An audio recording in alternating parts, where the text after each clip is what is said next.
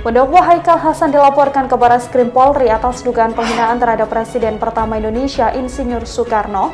Pelaporan ini buntut viralnya video ceramah Haikal Hasan yang menyebut bahwa Insinyur Soekarno adalah orang yang suka memenjarakan ulama. Bung Karno tukang penjarain para ulama. Bung Karno tukang penjarain para ulama bersama rasa tomnya. Saya sedang bercerita sebuah sejarah yang memang sebenarnya saya sadari memang tidak perlu diungkit begitu ya. Dan di antara semua pidato atau ceramah saya itu betul-betul saya mengagungkan, memuliakan dan mendoakan Bung Karno dan semua presiden-presiden yang sudah wafat. Musuh yang terberat itu adalah rakyat sendiri. Rakyat yang mabuk akan budaya luar, yang kecanduan agama, yang rela membunuh bangsa sendiri demi menegakkan budaya asing. Bahkan dalam catatan digital lihat bahwa di akhir khutbah kedua saya pasti mendoakan terus bahkan presiden dan wakil presiden semua.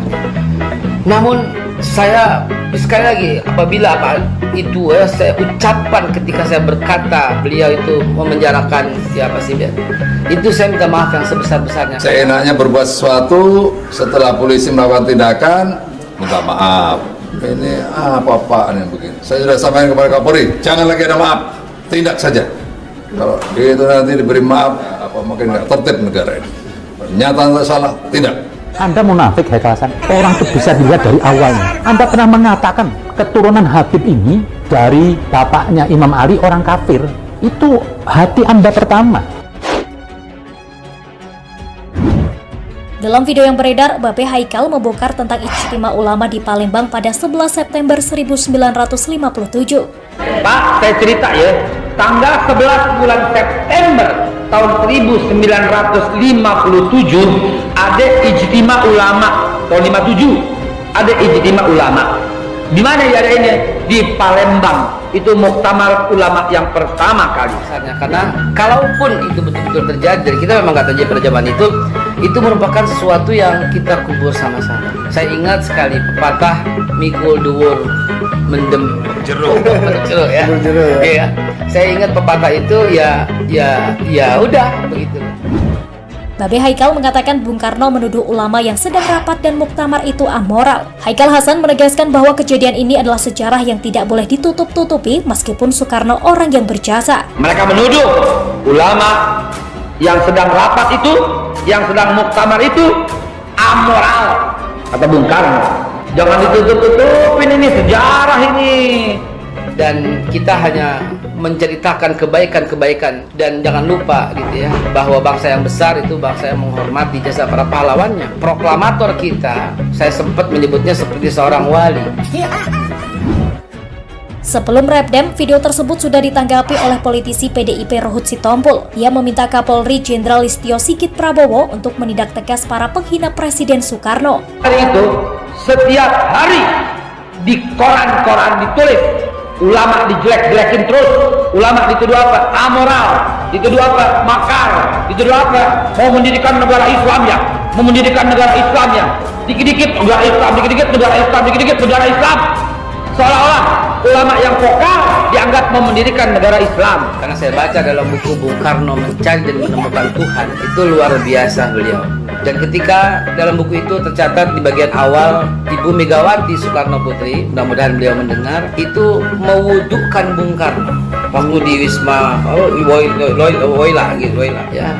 Itu artinya di saat-saat Bung Karno kritis, beliau masih tetap menjalankan sholat.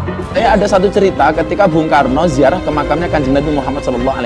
Nah, Bung Karno ketika datang ke makamnya Nabi Muhammad SAW dikawal oleh Raja Arab Saudi waktu itu, beliau mendekati makam Nabi Muhammad. Beliau merangkak jalan jongkok mendekati makam Nabi Muhammad SAW. Saat itu Raja Arab bertanya, "Wahai Presiden, kenapa engkau lakukan ini?" Apa jawaban Bung Karno? "Saya memang presiden, Anda memang raja, tapi yang kita datangi ini adalah manusia terbaik sepanjang zaman." Artinya Emang Allah Subhanahu wa taala menjaga keselamatan kita ini, insya Allah. Dan ucapan saya, kalau seandainya ada yang kurang berkenan, sekali lagi saya minta maaf yang sebesar-besarnya. Dan tadi dengan luar biasa saya sangat menghormati beliau, sampai beliau juga ikut mengucapkan. Dan ada ratusan Gus, kalau Gus Rafiq lihat ratusan. Hati Anda itu bengkok dengan Habib, tapi Anda sekarang memanfaatkan Rizik untuk misi Anda. Anda mungkin juga di gerbongnya radikal, cuma Anda sekarang bertopeng Habib, ingin mengambil dari wilayah ini. Kok sekarang Anda jadi berubah pencinta Habib, pakai nangis. Aduh, ondel-ondel lah bagi saya Anda ini, gak ada pentingnya. Hampir 9 bulan orang gak lihat matahari, bagaimana coba? Sampai saya datang, kalau di ruangan ada CCTV ini dengeran. Habis itu ngomong, Pak polisi mau bunuh saya, Pak. Gampang, nggak usah ngikutin. Jangan anak buah saya dikorbanin. Matinya saya sekarang nggak apa-apa. Harusnya yang begini diangkat, kenapa? Ini bahaya menurutnya Haikal Hasan. Akan memengaruhi banyak orang. Mendingan seorang narkoba, seorang pezina, dia sendiri yang punya masalah. Tapi orang yang menebar fitnah itu, ini madu domba, ini yang lebih bahaya. Video penolakan dan pengusiran Haikal Hasan viral di media sosial saat hendak berceramah. Disebutkan dalam video viral itu terjadi di Malang, Jawa Timur. Usir Haikal! Usir Haikal! Dari video amatir terlihat massa menolak kehadiran Haikal Hasan yang akan mengisi ceramah. Video ini viral di media sosial. Sejumlah massa mendatanginya dan mengusir Haikal Hasan. Mendapat pengusiran tersebut, Haikal langsung naik mobil yang sudah menunggunya.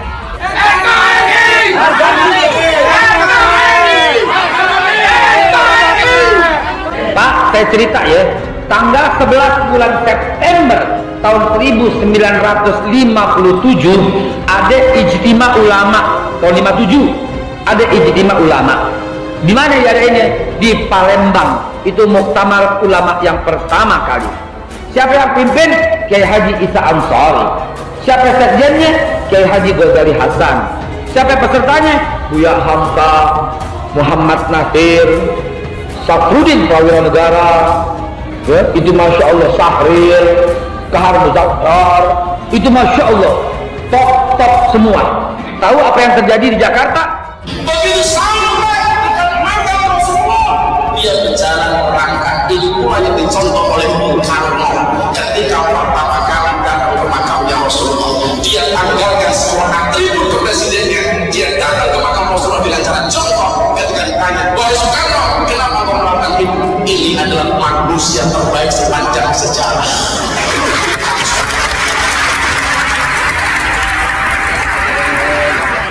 Loh, ada yang dukung dia? Apa yang itu goblok?